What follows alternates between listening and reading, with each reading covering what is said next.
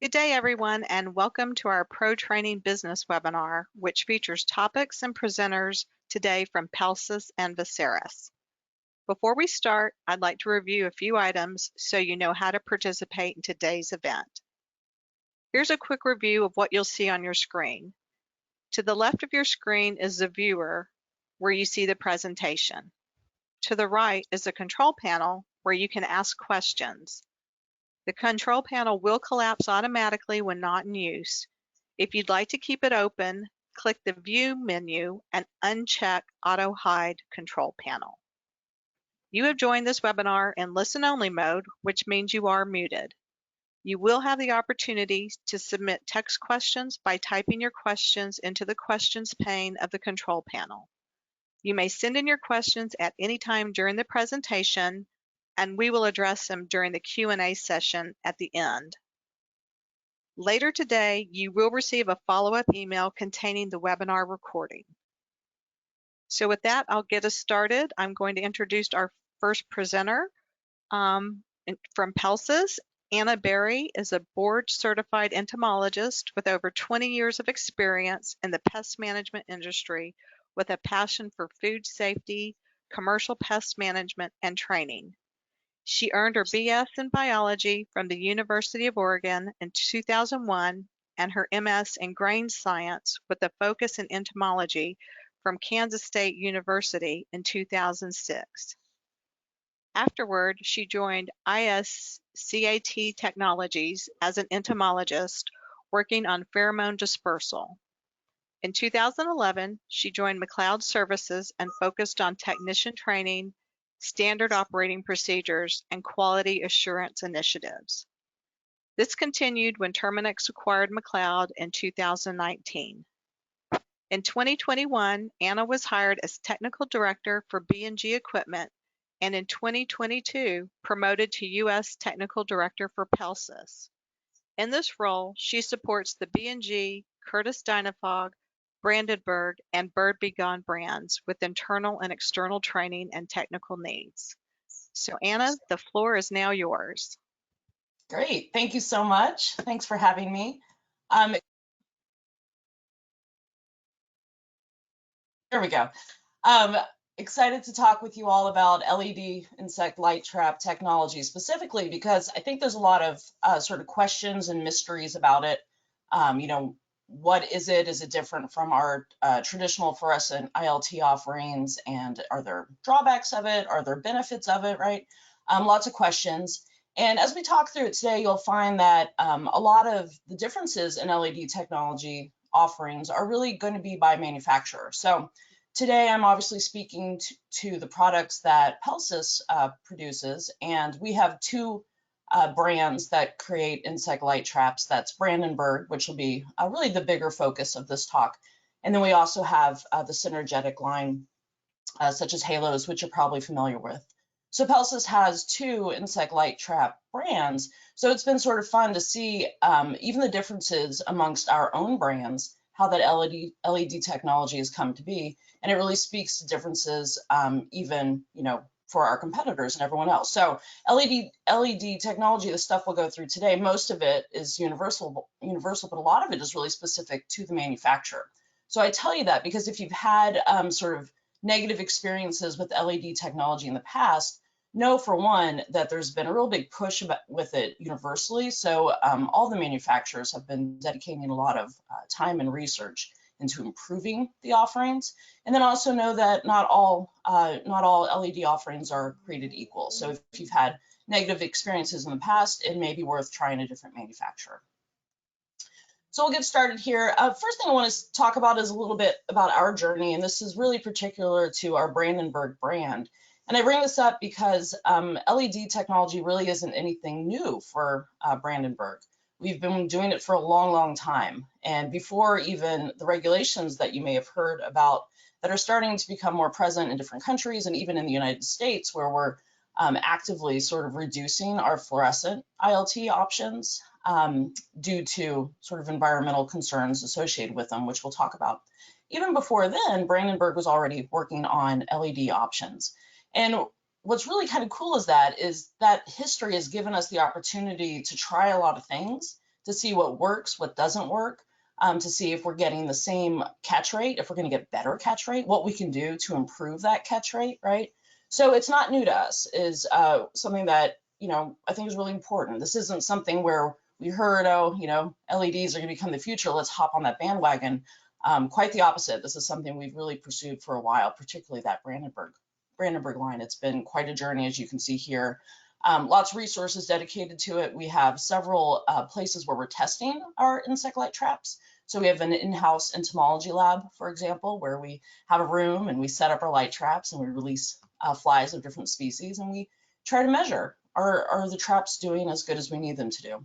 And then we also, of course, have third-party partners where we send them out and they do totally unbiased tests and compare against other similar light traps. And then most importantly, a lot of work done in the field so that, what we see in a lab isn't always going to be the reality. So we're actively working with our PCO partners to make sure that what we're producing out there is giving exactly what it should, even out in the field. And if it's not, then we take that feedback and try to tweak it and just optimize it and always get it better, right? Because that's our goal. We need this to be a really valuable tool for you, not just for controlling mainly flies, but also to monitor them and get more information from them. So we'll talk about that a lot today.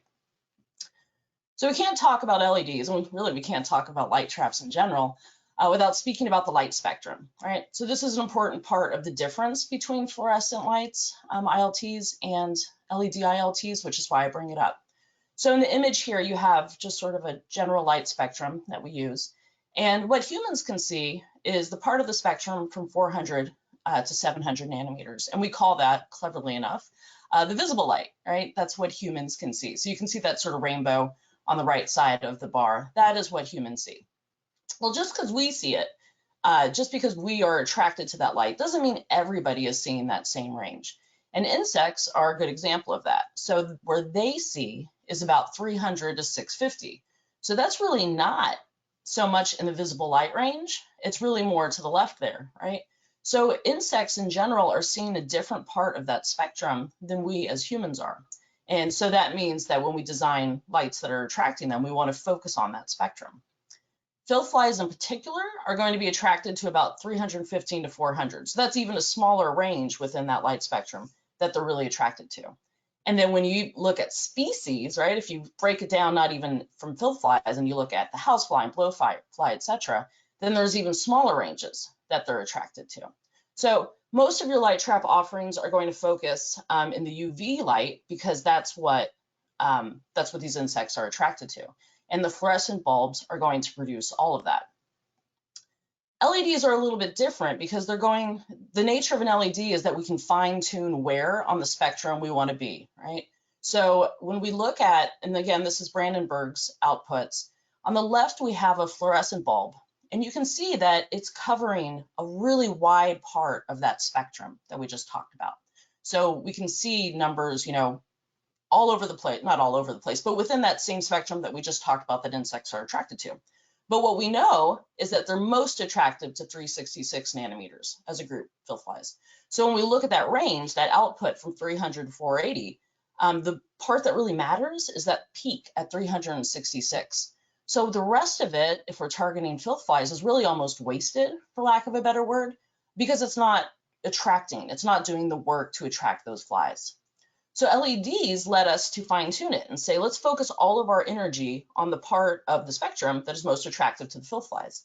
So we have them tuned, we still have that same range, right? We still have an output of 300 and 408, but the bulk of the effort there is right at the same part as the fluorescent, that 366. So we're just not seeing as much waste.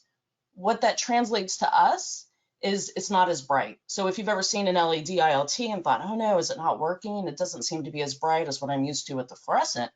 It's not that it isn't working, it's that we just don't need all that extra light because humans see it, but it's not doing any benefit for the flies. It's not increasing the attraction. So whenever we talk about fluorescent versus light emitting diodes or LEDs, we really need to sort of summarize a lot of what's going on with both. And the reason I say that is because LEDs are really kind of new for the United States in particular. Other countries have adopted it.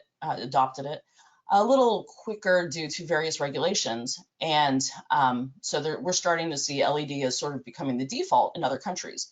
They're not yet in North America. Will they? I think so. I think eventually they will become the default, but they're not there yet. So there's lots of sort of confusion, as I mentioned earlier, on what they are and what the difference is and what we can expect, both us as pest control providers and technicians, but also the end user and what they're going to see. So in general, fluorescent is going to be much more common right now and universally accepted. It's the default. It's what we've been using for years and years and years and years. If it ain't broke, don't fix it, sort of thing, right? And so a lot of the questions are, well, why would we go to LED? And that's what we'll talk about today. Generally, your fluorescent bulbs are going to be replaced yearly. Usually you have long tube lights, the number of which will vary by your manufacturer and what model you have. They are typically using a lot more electricity than LEDs, and I'll show you some data on that as well.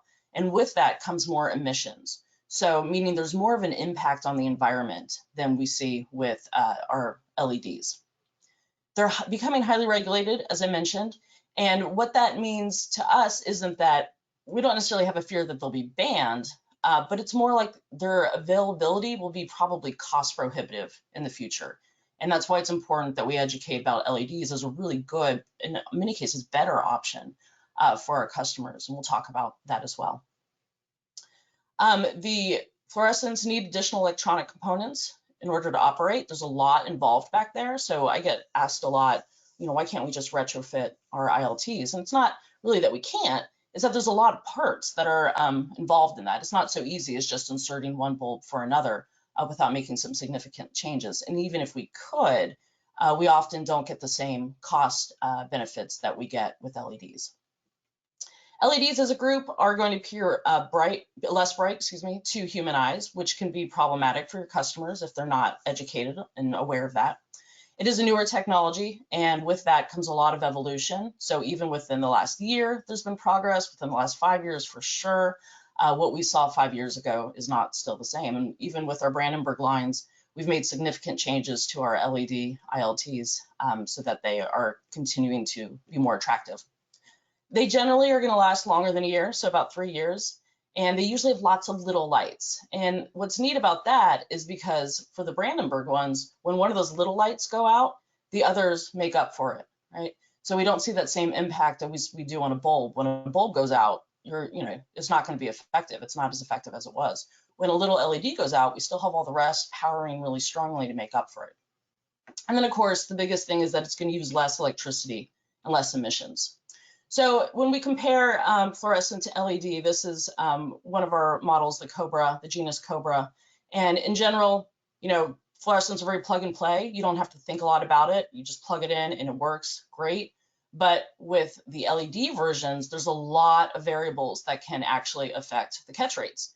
One of the biggest ones that we discovered through the Brandenburg is the angle of the bulbs. How we actually put the bulbs in will impact what our catch rate is.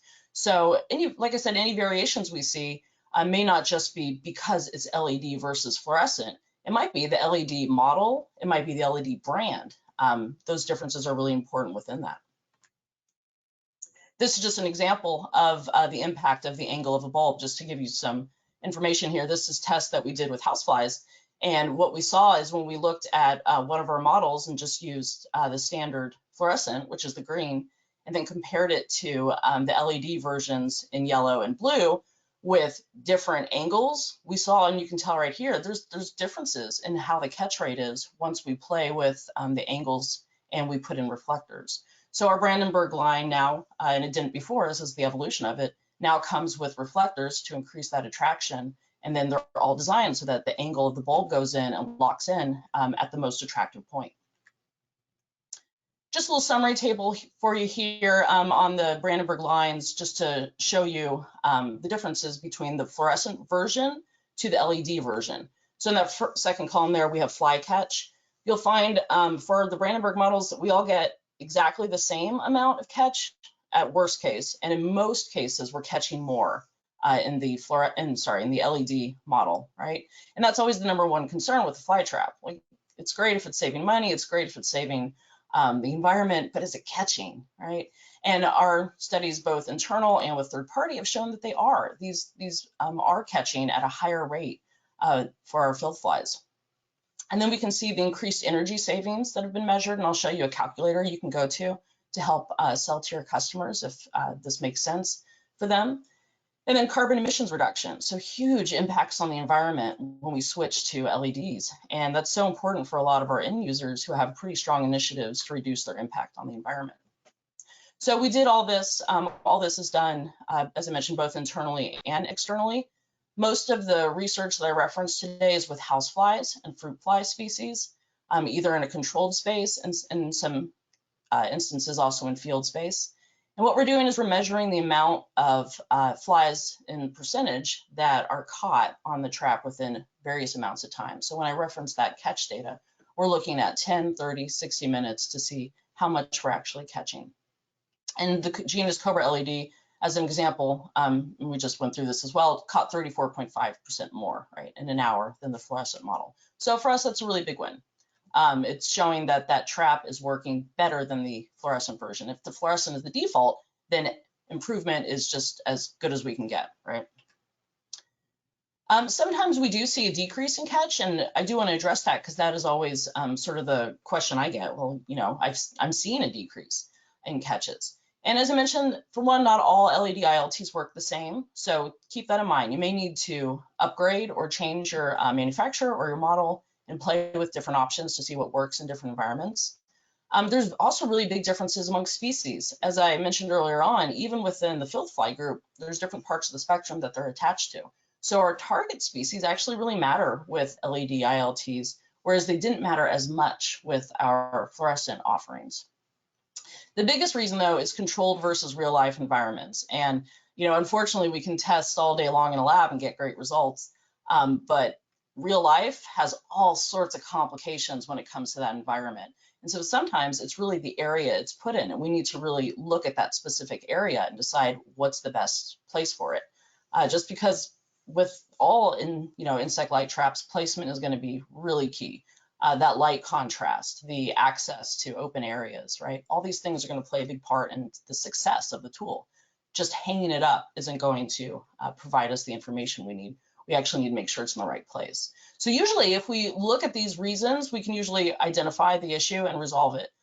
In my experience, most of the concerns for decreased catch have been related to placement. So if we try a different location, we'll see that we're actually getting the catch that we expect.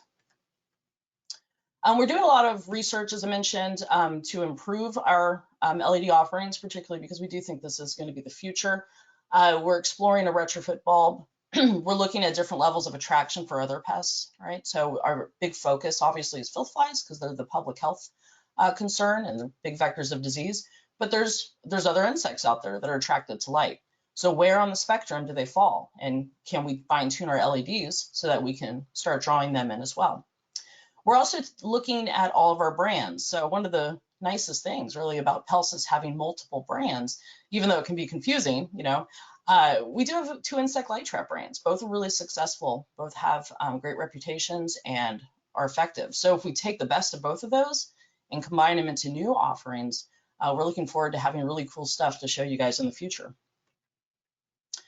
Fluorescent bulbs, one of the biggest reasons why we are sort of actively moving away from them is because of the impact on the environment, right? They do contain mercury. So as you guys know, you got to recycle them, and easier said than done, right? Sometimes our customers are charged with recycling them. Sometimes we as technicians have to collect them, maybe bring them back to the branch where they then get recycled. There's not a lot of accountability in terms of who is responsible for it. And that's problematic because then it often may not get done correctly. Lots of programs out there for the recycling of fluorescent bulbs, but who is in charge and who's going to take advantage of that can really vary. There's also a big safety concern if they're broken, right? Which is why shatterproof bulbs are so important, not just from the glass, because of the glass, but also the mercury. So fluorescent bulbs have a lot of risk with them. Due to this, there's a lot of global legislation, as I mentioned a little earlier. We're seeing that some countries and even some states in the US are starting to ban fluorescent bulbs as a group. Typically, insect light traps are an exception to that ban, okay? So that means that if we're seeing, Maine, for example, say no more fluorescent bulbs, if we go into the details of that, we'll see insect light traps because there's a control element to it are usually an exception. What matters though is even if it's an exception, is that there's manufacturers that actually have to make those bulbs no matter what, if it's for light traps or not. And as those bans take place in different countries and different states, there's going to be less demand for those bulbs, right? Which means the manufacturers are going to make less fluorescent bulbs, which means those of us that still need them, right, the pest control providers that are still doing these exempt ILTs, they're going to be less available, which means the cost will go up. So that's really what we're looking for at in the future. And we've communicated extensively with our bulb manufacturers. There's two, Sylvania and Philips, and they're updating us constantly on what their plans are for making fluorescent bulbs and when we can stop purchasing from them. So most of the manufacturers have purchased a lot of fluorescent bulbs so that we can have them in stock as we sort of move forward. But it's sort of, you know, at the end of the day, they're going to be cost prohibitive because there will be no more to be made. And so those that are available will be really, really expensive to us, to the manufacturers of the ILTs, and then in turn to our PCOs and eventually our end users. So that's the biggest reason why we really are trying to push an LED, as for one, it's better, but also because eventually we don't think it'll be cost, it just won't make sense to purchase due to the cost of it. Along the lines of cost, right? One of the things that our end users are often looking at is how much electricity those ILTs are using because they're being charged for it. So I wanted to throw this up here in terms of the cost of electricity and how much we use. And you can see a pretty significant cost of it, right? Electricity is not cheap. So if we can decrease it, then we and prove that to our customers, that can often be a really big value add on how we sell our LED bulbs. When we say, listen, if you're getting 50 of them in your warehouse, here's the amount of electricity that's costing you. This is the amount you're paying just to run it. And then you can compare that to the cost of the LEDs. I put a QR code here. Feel free to scan that or certainly reach out. This is a calculator that's on the Brandenburg website. Again, designed to sort of help you communicate with your end users to explain the bigger impact of LEDs. Because a lot of times it's just, you look at the cost of a fluorescent ILT, you look at the cost of an LED ILT. There's so much more to that. Both of those, when plugged in, are doing a lot more things in terms of energy consumption, in terms of the cost of electricity, and all that really, if communicated well to your customer, makes it an easy switch to an LED ILT. LEDs are, of course, naturally shatterproof, which is also a really good win, particularly for those of you that are working in food accounts or any commercial account. And of course, they don't have that mercury risk. So while, you know, I say they're shatterproof, they're not unbreakable. You could beat them and they would eventually break, right? But they don't have that same risk of dropping and then everything shattering and mercury coming out. So much better for those types of environments that are more sensitive to that. I do get asked quite a bit about coverage, not just for LEDs, but also fluorescent ILTs, and you know, how much coverage does each ILT have? And that's a really tough question to ask, and so I can't answer it, but I do want to address some of the reasons for that, right? And that's because coverage, when we talk about light, is impacted by so many things within a room. So an ILT could have one amount of coverage in, say, my living room, and then have significantly less or significantly more in a totally different room because of all the things that play into that. The shape of the room, any walls that are creating a barrier, any lighting competition, right? How many ILTs are there? Even things like moisture can impact the coverage of a ILT and air currents. So when you are trying to communicate with LED ILTs versus fluorescent, sometimes people think that there's not as much coverage, and that's really not true. We can't associate coverage with the bulb. We associate coverage with what's going on in that room. Wanted to quickly mention just some of this, you know, the technology that's coming out here. We have a remote monitoring offering of the Pelsis digital insect light trap, and it uses that same Brandenburg Cobra LED I've been talking about, but allows us to tap in remotely. And so that's really exciting for us too, to be able to offer something where people can, from, you know, a quality assurance room or from a branch office, look at all the light traps within a facility, see what needs to be changed. If some glue boards are full and need to be replaced, see what insects are on those glue boards, all through a portal and all through some really cool AI imaging. So I did want to mention that out there, that I think LEDs not only are the future because of, you know, the sustainability, but I think our advanced creations are going to be tied to it and not to fluorescent. I think we're going to see lots of good stuff there. Put some more QR codes here for you for more information. Brandenburg website, which again, Brandenburg is our brand's leading LED offer. So more information, more data, should you care to explore it. And then also our YouTube channel, which has some videos on servicing LED ILTs and some of the common questions that we get asked about LED ILTs. And that is my talk today. So thank you, everyone. I know we might have some questions later. Appreciate it. Thank you, Anna. That was great. Let me now pivot over to our next presenter. I'm going to go ahead and make her the presenter, and we'll get started, and then I'll do a brief introduction.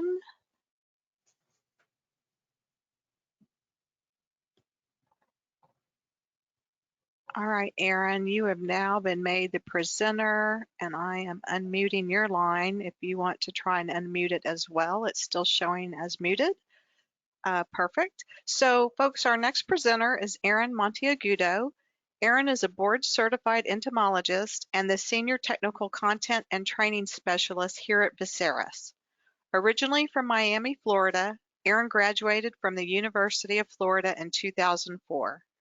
She worked in the pest management industry, including roles in technician training and service supervision before joining Veseris in 2013. So with that, I'll turn it over to Erin. Good morning. Today I'm going to give a brief overview of our ProTraining online courses. To start off by saying that our ProTraining online courses have been well known for decades as a resource for CEUs. And you know, when it's time for CEUs, I don't think many people are interested so much about the quality of the course as much as how many credits they're going to be getting from it. And so, you know, you tend to see a lot of, you know, lower quality courses when at the end of the day, people are really wanting their CEUs. So it was a shift from us being known really well for our online courses for CEUs to start shifting the mindset into, you know, these aren't just for CEUs. We need to make these, you know, high quality educational courses so that in the absence of CEUs, you're supposed to be learning, you know, with CEUs, which is the point. But I guess the point that I'm making is we don't always, you know, learn or get the bang for our buck when we're earning CEUs. So we wanted to make sure that our courses were high quality education, whether or not they earn CEUs. And when you do that, when you focus more on the quality of your courses, they end up being useful for more things beyond CEUs. So in addition to them being high quality, they're available year-round and on demand. So it's on your schedule. You don't have to try to find seminars or even webinars, you know, even though we're on one right now, but you're here because we told you this is the time of our webinar. But when you rely on our online courses, they're pretty much available whenever you need them, not just when you are going to be earning CEUs, but year round. So, you know, obviously you can earn CEUs from most of them, but you could also use them for new employee training.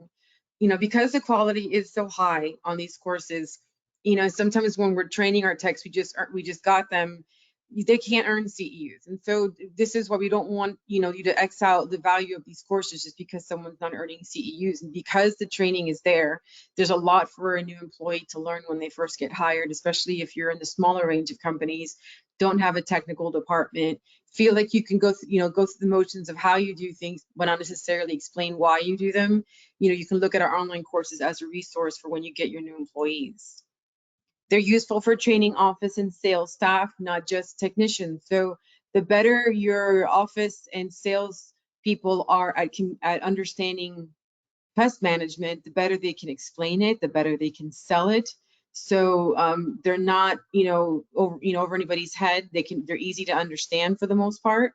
And so it's not just your technicians that need to know these things, but the rest of your employees will also benefit from having the same background, so they can understand better, what their technicians do and how they sell those services.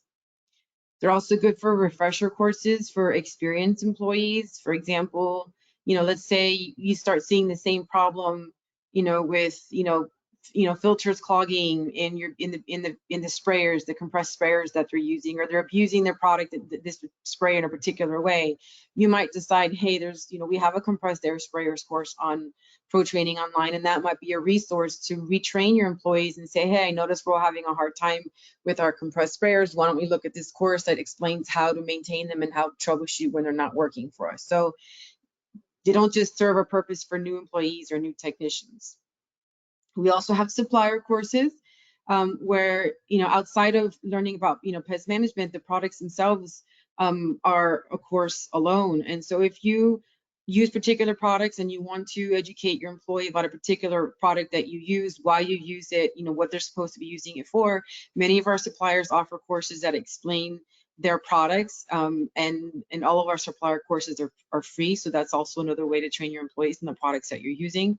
We also have the ACE Prep series. So for your employees that are more committed to a long-term career, they'd like to be supervisors, managers, they're usually also wanting to get their ACE Prep, their ACE certification, Associate Certified Entomologist. We are the main resource, ACE as a distributor, that has an ACE Prep series that goes over every chapter of the study workbook and also provides a review exam of all the questions throughout the whole entire course, so that your employees can pace themselves when they're studying and understand if they're ready.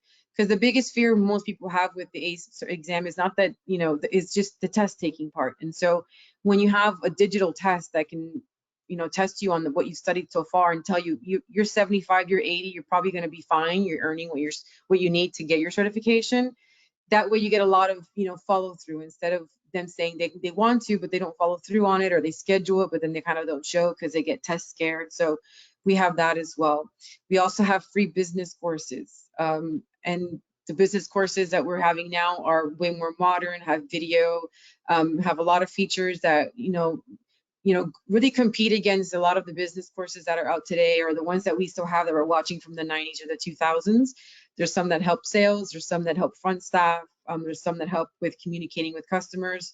We also have that as well. So we're beyond the CEU, just earning, ECEUs for our courses. The courses provide a variety of services.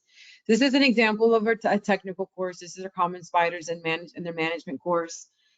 This is what the window looks like. We have navigation on the sides. We have pictures that can be expanded.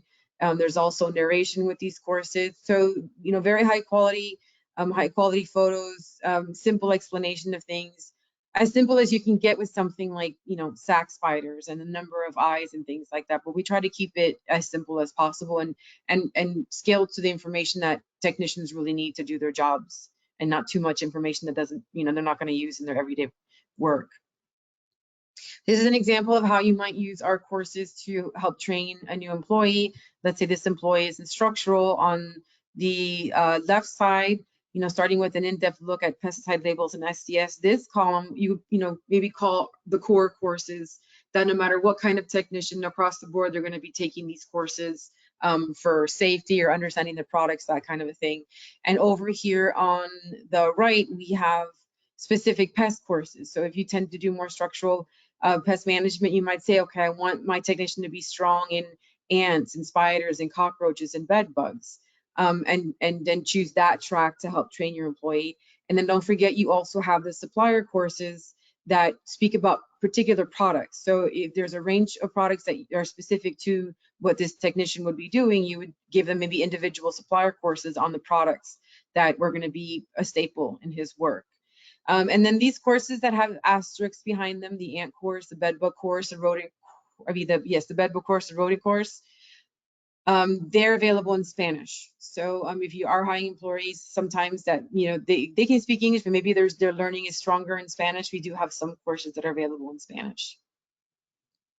This is if you took a track with a new technician that's doing with destroying organisms. So on the left, we have those core courses that apply to pretty much any of the technician jobs, but since he's going to be doing wood destroying organisms, he has termites, foundations, wood boring beetles, and fungi, and then of course supplier courses that would be specific to the products he'd be using on his job. So again, because we go beyond CEUs and we actually want to make sure people are learning from these courses, it serves, it's a great tool, especially if you're smaller, medium sized, don't have a technical staff. We can help you with that. This is an outline of our ACE Prep series courses. Like I said before, there's a chapter that's dedicated to each. There's a course that's dedicated to each chapter of the prep book that was put out by ESA. And what we do is we also give a review exam. So all of the questions that are asked in all of those 13 courses, about over 300 of them, are combined in this review exam to help employees gauge how ready they are for the test. If they don't get a good score, then maybe they need to study more. If they're doing good, then they can feel confident going in that they'll get their certification. Take an example of one of our ACE Prep, the intro of our ACE Prep series courses. Again, that navigation here is a bit freer, and it's a little bit of a different setup. But everything here are chapters. They can go back and forth, review everything that's in that prep book that the ESA put out for ACE. Some examples of free business courses for Veseris customers in particular, dealing with stress, pressure, and burnout, or how to build better relationships with your boss and your coworkers. I think the most popular course right now on our business side is this 5th one down, working with upset customers. That one's huge for anyone on our call centers, like in our office staff, talking with upset customers, the technicians themselves. That's a very popular course. So when we say business, we're talking about the things that are still important, but not necessarily something that you would think maybe is a technical course for a technician or something. And we also have some micro learning courses. Not everybody learns the same. Sometimes the less we spend on even on social media, when you see about, why does Instagram exist? Why does TikTok exist? Because our attention span is growing shorter and shorter. We do have some micro learning courses as well that are about 15 minutes. And we keep building this library. This is an example of our business courses, not what most people are used to from maybe the HR department, but and how those things, plod along. These are very modern, interactive. They have videos, they're mobile friendly. So this here is an example of the business courses that we have available. So in summary, please don't just think of the Veseris ProTraining online courses as just a source for CEUs. These are high quality technical courses that, besides CEUs, are great for new employee training, for training our office and our sales staff as well, or even refreshing our experienced employees when some problems, start to pop up, because they just always do, no matter how long you've had your employees. We also have supplier courses that talk about specific products and help your technicians or your employees understand the products that we use. We have our ACE Prep series to help your employees that want to progress and make, have a long career in pest control, succeed and receive certification, and also our free business courses for Veseris customers. So we have a wide variety of reasons for you to use our online courses, and they're all available here at the bottom address at pestweb.com/ProTraining. And so if there's any questions, I think Chris is going to take them from, if there's any in the chat, or does anybody have any they want to raise their hand? Anna and Aaron, thank you for presenting such great informative information. So we'll now start answering the questions that were submitted. And folks, remember, you can still submit questions by typing those through the questions pane. So here's a question asking, Anna, this one's for you. Why not make a bulb that attracts everything? Yeah, so that's one of the things that we're exploring, and it's I guess to put it simply, it's sort of dictated by the nature of LEDs versus fluorescent. And you're right, fluorescent bulbs attracted everything, so it was super easy.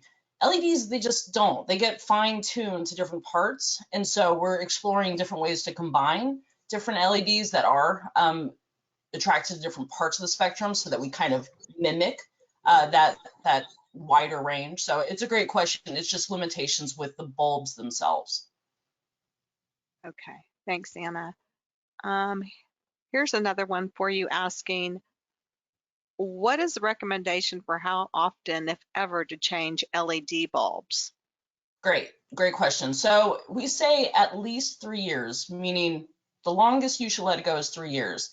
But that said, keep an eye on it because bulbs are bulbs, and we might see a decrease in activity due to, whatever reason, earlier than that, right? So certainly we don't expect to have to change it yearly, but I would say between the 2 and 3 year marks is when we should start paying attention to it. And if we just need a structured, consistent schedule, aim for every 3 years. All righty. Erin, here's a question for you asking, are there any courses for CSR new employee training? I think you can look at it the same way that you would look as a technician. I think it just depends on, what their job is. Are they going to be helping or answering the phone and talking to customers about issues that they have? Even whatever courses that we have for technicians are going to serve for anybody else that works for you and helps them communicate better. So I would take the same tack that you would take with the technician, depending on how they're going to be supporting your employees, whether they're going to be supporting with termite or with structural. But then I also look at the business courses as well, because that's definitely helpful for the office staff as well as for the technicians on how to communicate. So you can use them the same as you would for a technician. Gotcha. So here's one for you again, Erin, asking, so the supplier courses are different from the technical courses. Are they the same price as technical courses? All of the supplier courses are free. So they're just free, and whenever you feel like I'm gonna have a refresher on this particular product, they're always there for you. There's no charge for those courses. Okay. And in that same context, this next one's asking, I